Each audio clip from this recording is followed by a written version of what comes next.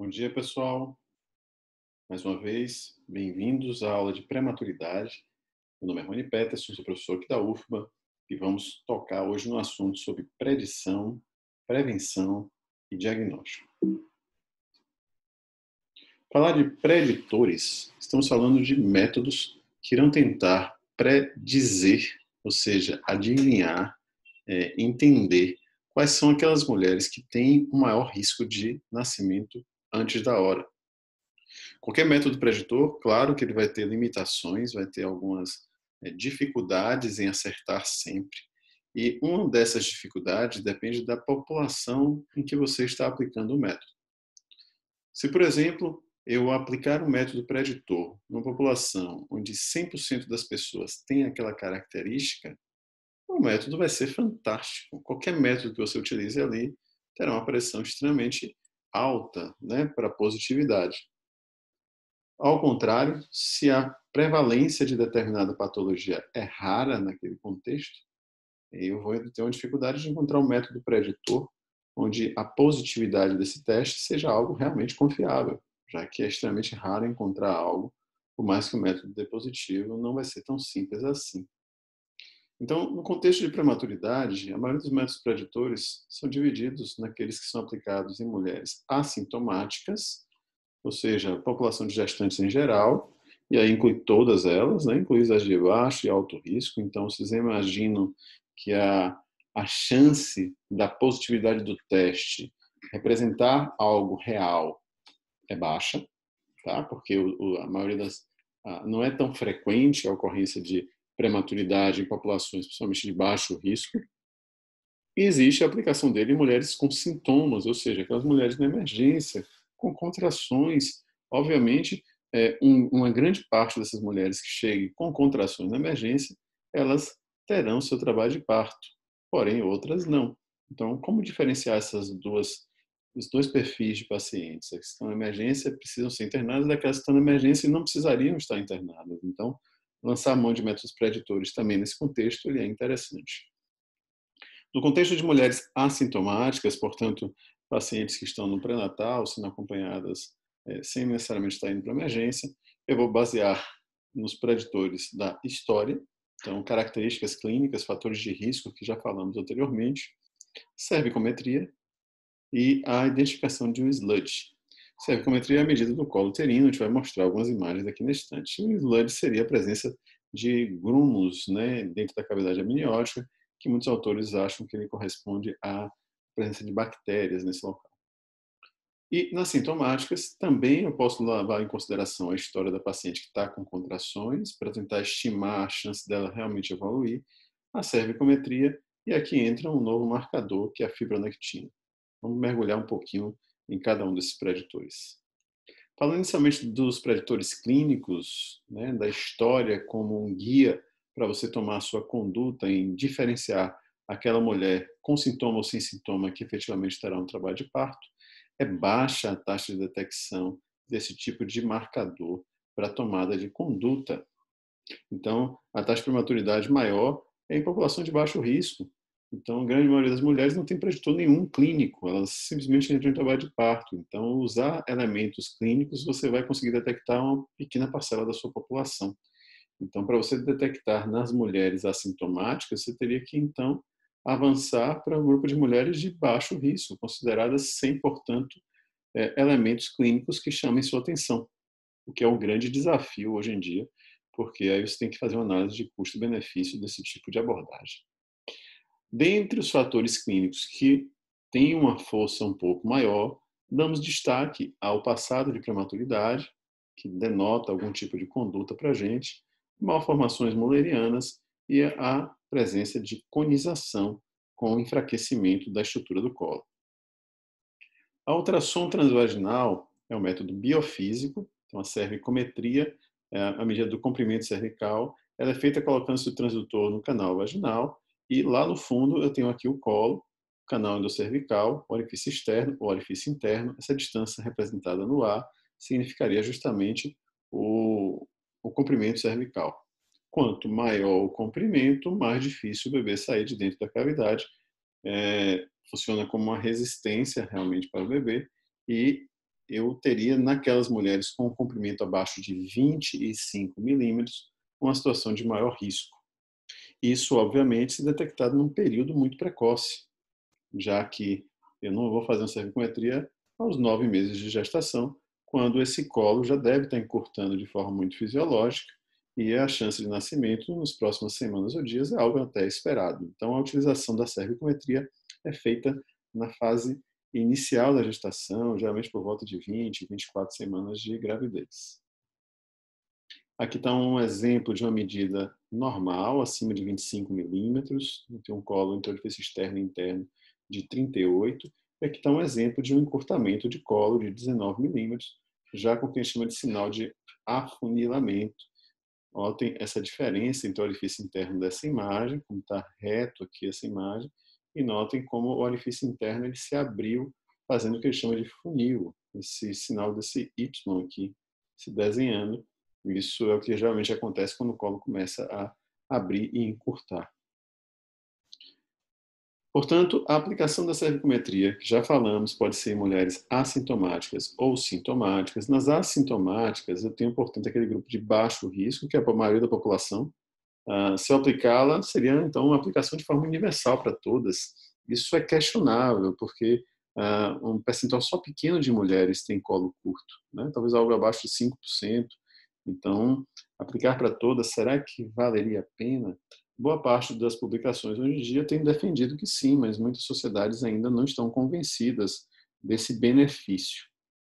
No entanto, para mulheres de alto risco, triadas pelos fatores clínicos, valeria a pena sim você agregar esse fator para ver se elas teriam uma chance de nascimento muito mais precoce.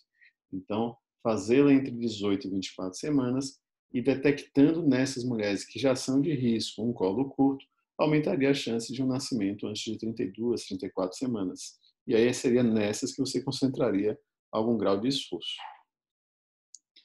Existe um grupo de mulheres, principalmente mulheres que não apenas tiveram um parto prematuro anterior, mas tiveram um parto prematuro anterior muito precoce, por exemplo, com 26, 25 semanas, 28 semanas, então abaixo de 34, é um parto bem precoce. Nessas você poderia até adiantar a cervicometria com uma vigilância mais seriada a partir já de 16 semanas de gravidez. E se tivesse alguma alteração, você faria as medidas de prevenção, que a gente vai falar depois, o que a gente pode fazer nesses casos. E o outro público que você poderia aplicar seria naquele outro extremo, aquela mulher que está lá na emergência, com 32 semanas, 34 semanas, em trabalho de parto, em suspeita de trabalho de parto, com contrações, mas você está na dúvida se ela vai efetivamente evoluir para o parto ou não. Então, a aplicação da cervicometria também pode ser feita nesse contexto e dar um bom prognóstico que vamos ver já já. A sensibilidade, a especificidade não são tão perfeitas assim, principalmente a especificidade é melhor, né? Ou seja, um colo negativo, um colo grande, ele dá um respaldo maior em relação à ausência de trabalho de parto, principalmente nas mulheres sintomáticas. Então, o valor preditivo negativo é extremamente alto, enquanto o preditivo positivo, uma vez curto, não quer dizer que vai nascer. Mas uma vez longo, fique tranquilo, que provavelmente está tudo bem. Outro marcador é a glicoproteína, fibronectina fetal. Ela é produzida pelo tecido e ela serve para a adesão do córion na região do tecido, estabilizando o conteúdo ovular na cavidade uterina. O comportamento da fibronectina ela é eliminada no canal vaginal no início da gestação, no primeiro metade da gravidez, depois ela desaparece, já que ela fica ali restrita à estrutura de estabilização do conteúdo ovular, e com a proximidade do trabalho de parto, ela começa a se fragmentar e ser eliminada do canal vaginal. Portanto, a interpretação é, se eu tenho fibronectina sendo eliminada, há uma tendência de a paciente entrar em trabalho de parto nos próximos tempos. Então, se eu, por outro lado, não tiver fibronectina, eu estou longe de um trabalho de parto. Então, assim como o ultrassom é o resultado negativo dela que atrai mais o clínico. A fibronectina é coletada através do suave, colocada dentro de um frasquinho, como esse que vocês estão vendo aqui. Ela é coletada no fundo de saco vaginal, quebrado a varetinha que tem o suave e depois analisado o resultado. Pode ser dada com resultados positivo ou negativo, ou até quantificada, que tem sido mais valorizada recentemente. Então, o valor preditivo negativo, uma vez não existindo fibronectina, a chance de não nascimento ela é mais segura, tá, do que a presença da fibronectina nas pacientes com sintomas. Ela não quer dizer necessariamente que irá nascer, mas a sua ausência é o elemento principal. A proposta para o uso da fibronectina, portanto, pacientes sintomáticos. O teste negativo é importante e pode ser feito de forma quantitativa. O acompanhamento clínico sem uso de droga seria proposta nesses casos onde a fibronectina fosse negativa. Apesar dos sintomas da paciente, você não usaria, porque você tem quase certeza de que o parto não deve acontecer. Ela dá uma boa predição entre 7 e 10 dias após a sua realização. O motivo do seu não uso rotineiro, pela acessibilidade restrita de laboratório, então, assim, não é um exame que todo laboratório é capaz de executar, e a sua vantagem clínica versus o custo ainda tem algum questionamento. Sabendo das técnicas de predição que podem ser utilizadas, as populações onde ela pode ser aplicada e o período onde é que você vai utilizar, você tem a possibilidade de intervenções através de medidas de prevenção. Então, a prevenção pode ser primária, secundária ou terciária. A prevenção primária é aquela que acontece antes da gestação. Desde antes você já está começando a evitar o parto prematuro, seja através de uma boa orientação em relação ao ganho ponderal da paciente, para que ela não engravide com a chance maior de hipertensão. É a cardiopata que você corrige a doença cardíaca, é a hipertensa que você compensa melhor a hipertensão. E assim você vai mexendo no dia a dia da paciente para que ela engravide de forma mais saudável, sem infecções, por exemplo, e você consiga ter uma gravidez sem intercorrência da prematuridade. A prevenção secundária, quando ela já gestante, ela ainda mantém a presença de alguns fatores de risco. Então, você vai tentar atuar nesses fatores de risco numa paciente que já engravidou e você está correndo atrás desses pontos de intervenção.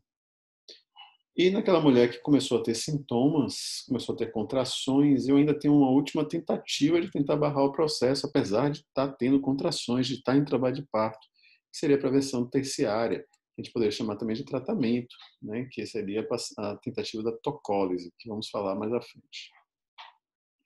Então, de avaliação pré-concepcional para a prevenção primária, eu tenho que avaliar e orientar a paciente sobre a idade ideal para ela gestar, não gestar em extremo de idade, o tratamento de possíveis infecções, a possibilidade dela ter apoio familiar, de controlar doenças, de reduzir sua jornada de trabalho, de aumentar a ingesta, por exemplo, de alguns elementos que têm características benignas em relação à taxa de prematuridade, como a ingestão de ômega 3, e evitar o uso de drogas. Então, são medidas de boa saúde que você vai orientar para todas as gestantes, mas que tem um caráter de prevenção de prematuridade, com certeza.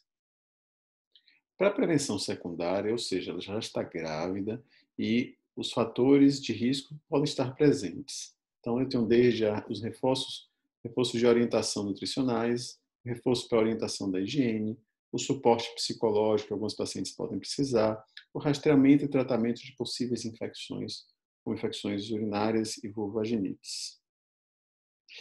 Especificamente de alguns elementos de prevenção secundária, vou falar aqui da progesterona, que eu diria talvez o grande elemento hoje utilizado para a prevenção de prematuridade. Ela pode ser utilizada de 16 a 36 semanas de gestação e está indicada para aquelas pacientes com passado de parto prematuro anterior. Então, aí o preditor clínico naquela mulher assintomática, ele indica no pré-natal a introdução da progesterona. Tá? Então, alguns trabalhos têm mostrado que para esse público o uso da progesterona reduz em quase 40% a ocorrência de prematuridade. É a mesma indicação para mulheres com malformação uterina. Para pacientes com o colo curto, que é o colo de novo abaixo de 25 milímetros, vimos que esse rastreio ele vai ser feito ali no meio da gravidez.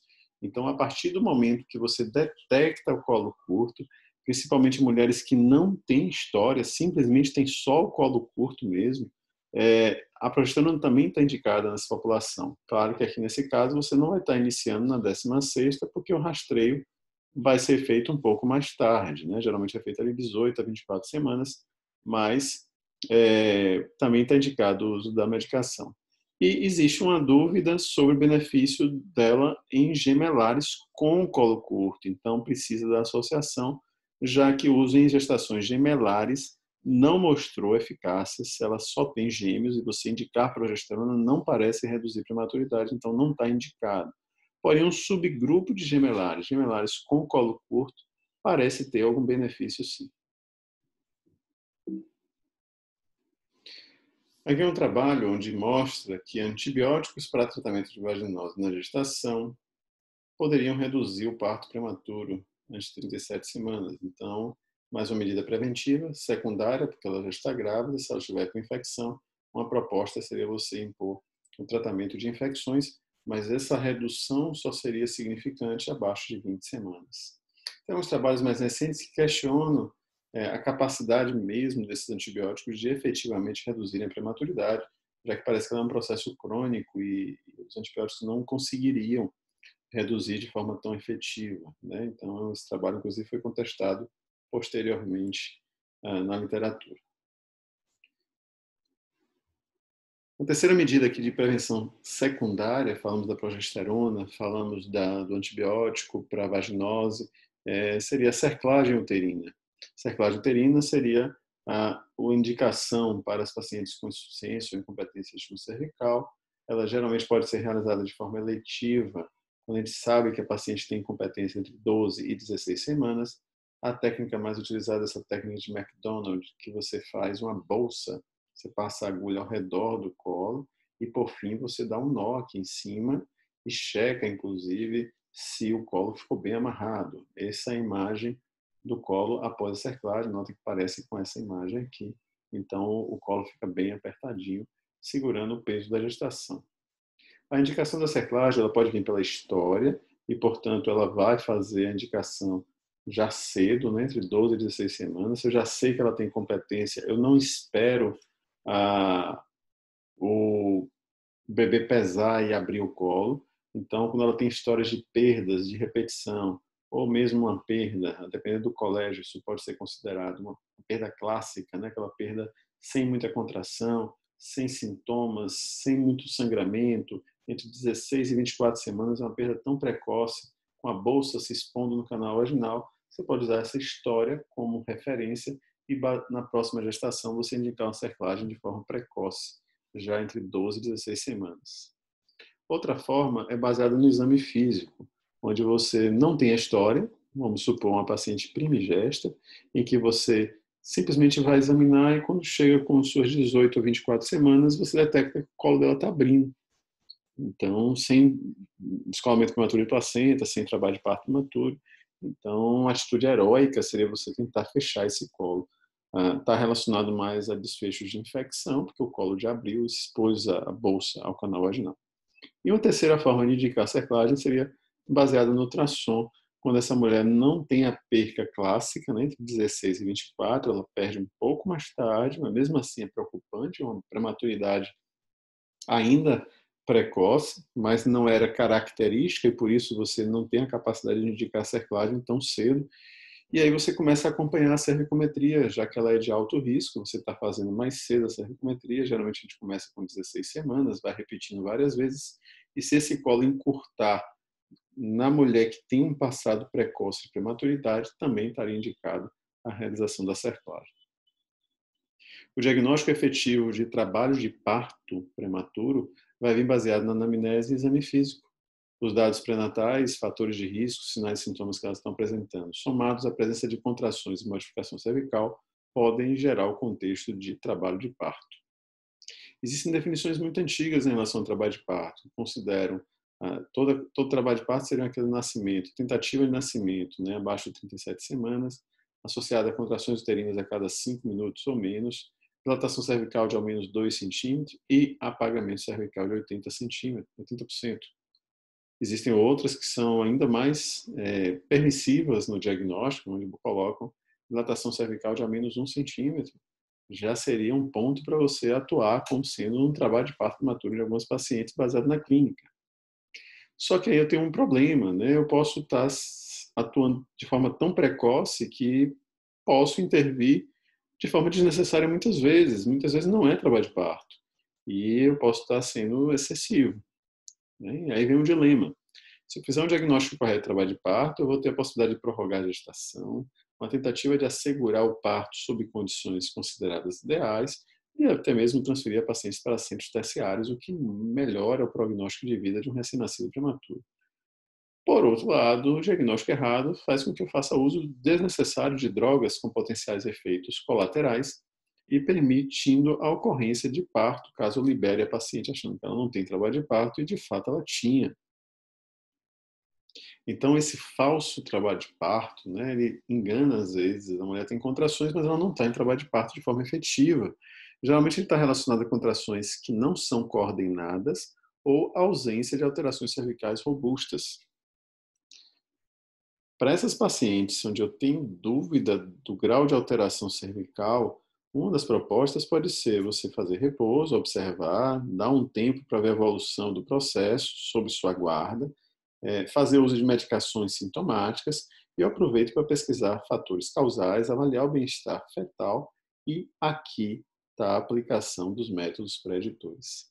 Então, os métodos preditores na mulher sintomática, que falamos, cervicometria, fibronectina e a história, a gente não vai usar para aquela mulher que está com 8 centímetros de dilatação, 6 centímetros. Essa ninguém tem dúvida de que ela está em trabalho de parto. A predição é para tentar descobrir quais aquelas que vão entrar no trabalho de parto quando eu ainda tenho dúvidas se ele está ali ou não presente. Então, geralmente, quando as dilatações cervicais são bem pequenas. Então, eu vou aplicar os métodos preditores para as mulheres com risco de parto prematuro. Elas estão em risco ainda, não estou na dúvida se ele está presente, então tem sintomas, é ali que eu vou fazer a aplicação. Então, se ela preenche uma dilatação, eu diria, maior do que 3 centímetros, hoje em dia é o que se usa mais para definir um trabalho de parto real, né, prematuro, eu vou impor tratamento. Eu não tenho dúvida de que ele provavelmente está ali, tende a evoluir. Se estiver com 4, 5 centímetros, já está instalado. Então, eu tenho que tentar correr atrás desse processo que já começou. No outro lado, se eu tiver uma mulher com um colo menor do que 3, ou seja, tem 1, tem 2, hoje você conceitua isso mais como uma ameaça, né? Uma chance alta. Ela tem sintomas, tem algum grau pequeno de abertura, mas ainda não dá para ter absoluta certeza de que vai evoluir. Você sabe que mulheres com o colo abaixo de 3 centímetros, que estão com sintomas na emergência, cerca de 50% delas evoluem com parto a termo, ou seja, elas não estão efetivamente com parto prematuro real. É uma taxa grande ainda. Os outros 50% vão parir prematuro. É o que eu disse, a paciente sintomática é uma paciente com maior chance real de ter um parto prematuro. Mas mesmo nesse público, a gente teria ali uma possibilidade de usar algumas ferramentas para triar aquelas que efetivamente vão evoluir e outras que não vão. Então, nas mulheres sintomáticas, com colo menor do que 3 centímetros, para essas que vale mesmo o uso de métodos preditores. Então, o primeiro preditor geralmente utilizado nesses casos seria a cervicometria. Ela pode dar algumas medidas para a gente. Sabe-se, por exemplo, que uma paciente com cervicometria acima de 30 milímetros geralmente não vai evoluir para parto prematuro, tá? O valor preditivo negativo é extremamente alto, então é uma paciente que você não precisa manter internado. Então, apesar da pequena dilatação, a tendência é de não evolução mesmo. Então, você faria alguns sintomáticos na emergência, monitoraria os sintomas do quadro clínico, assim que melhorasse, liberaria de da emergência, já não precisava internar. Por outro lado, mulheres com colos mais curtinhos, né, abaixo de 20 milímetros, você poderia já impor um tratamento aí, né? Então, há uma redução real do colo, existe o sintoma, existe o quadro clínico. Então, para esse grupo, as coisas estão confluindo para dizer que ela tende a entrar em trabalho de parto. E no grupo do meio, é aquela cervicometria duvidosa, próximo da normalidade, mas também não está tão normal assim. Então, para essas, a gente acrescentaria, já que eu sei que a cervicometria tem um valor preditivo positivo que não é bom, ou seja, ela deu positivo aqui, ela deu um pouco encurtado, mas será que vai nascer? Não sei. O negativo me dá segurança, mas o positivo não dá para dizer. Então, é nesses casos que alguns serviços propõem agregar a fibronectina como segundo instrumento. Então, se a fibronectina é negativa, ela tem um valor preditivo negativo muito alto. Então, apesar de uma pequena encurtamento ou mudança cervical, a fibronectina me daria o respaldo de acreditar que essa mulher tende a não entrar em trabalho de parto. Então, faria uma observação, talvez alguma medicação, observaria durante um tempo, mas com a perspectiva de liberar essa paciente. E, por outro lado, se eu tivesse a possibilidade de ter acesso à fibronectina e ela fosse positiva, traria essa paciente mais para o lado de cá, internaria e observaria a paciente internada.